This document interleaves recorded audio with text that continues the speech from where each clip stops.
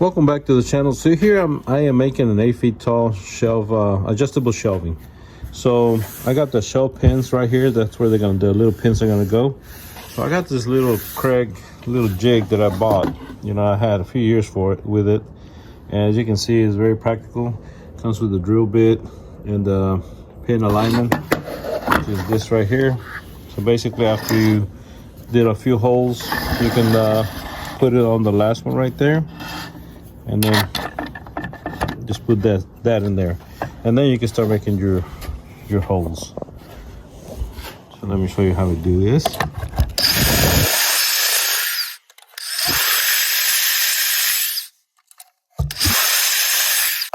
And that's it, guys.